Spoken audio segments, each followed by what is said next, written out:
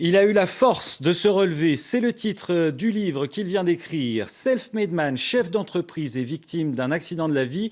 Vincent Ferry est notre invité. Bonsoir Vincent Ferry. Bonsoir. Alors vous avez 44 ans et votre histoire est déjà une aventure humaine. C'est celle que vous avez choisi donc de raconter dans votre autre autobiographie. C'est pas facile à dire. La force de se relever. Un titre qui fait donc référence à l'accident de moto que vous avez eu en 2008 qui vous a laissé tétraplégique. Pourquoi avoir eu envie de raconter votre histoire? Bien, c'est vrai que beaucoup de gens me disaient: «Mais ton histoire est incroyable, tu devrais la faire partager, tu devrais en parler» et puis, un jour, Larousse m'a contacté, m'a dit: «Voilà, on a entendu parler de votre aventure, de tout ce que vous avez fait, tout ce que les étapes que vous avez parcourues, ça nous paraît incroyable, on aimerait, que vous écriviez un livre». Et là, j'ai dit: «Banco». Alors, avant de se reconstruire, il a fallu se construire. Ouais. Votre histoire, elle commence à 23 ans, en fait, Mmh. où vous rachetez quasiment sans un sou des parts dans une entreprise que vous allez contribuer à développer, qui s'appelle Mmh. Clair de C'est Lorraine. ça.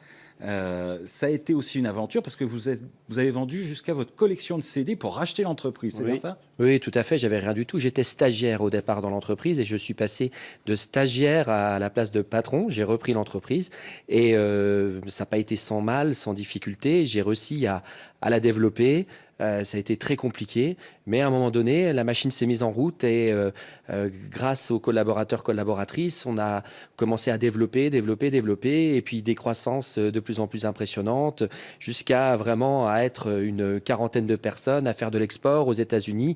Enfin, la vie était belle, tout était à fond, quoi, hein. Et en 2008, intervient donc l'accident. Mm. Et là, en fait, c'est là où intervient la force de se relever. Ouais, voilà, brutalement, là, je croyais que j'étais en haut de l'affiche, je me prenais un petit peu, peut-être un peu trop pour le maître du monde. Brutalement, un brutal accident de moto, et je me retrouve d'une seconde à l'autre, tétraplégique, je ne bougeais plus que la tête, même plus les bras, même plus les jambes, plus rien du tout.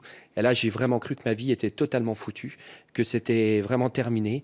J'étais vraiment totalement désespéré, et je dis à ma femme de me laisser, de partir, que j'ai tout gâché, j'allais tout abandonner. Elle me dit: «Non, je suis avec toi, je t'aime, je me suis marié avec toi, c'est pour le meilleur et pour le pire, je reste avec toi». Et c'est là que tout à coup l'espoir renaît et je lui demande d'aller chercher une caméra. Là, je parle à mes collaborateurs et collaboratrices et je leur dis: «Vous allez vous occuper de l'entreprise, moi je serai la tête et vous serez mes bras et mes jambes». Alors ça, c'est la deuxième partie finalement de votre aventure. Ouais. Et vous allez de 2008 jusqu'à la revente de votre entreprise cette année, il y a très peu de temps. Oui. Donc développer, doubler le chiffre d'affaires, doubler aussi les effectifs. Tout ça, c'est raconté dans le livre donc, que vous venez de sortir. Mmh.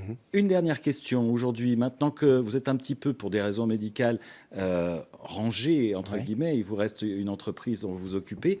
Qu'est-ce que vous allez devenir? Qu'est-ce que vous allez faire aujourd'hui? Mais j'ai envie de transmettre, voilà, que nul n'est indispensable. Les indispensables, il y en a plein les cimetières, voilà, et que c'est dommage d'attendre d'avoir un coup dur de la vie comme le mien, de se retrouver sur un fauteuil roulant pour changer, pour devenir quelqu'un d'autre. Ce sera notre conclusion. Merci beaucoup, Vincent Ferry. Merci.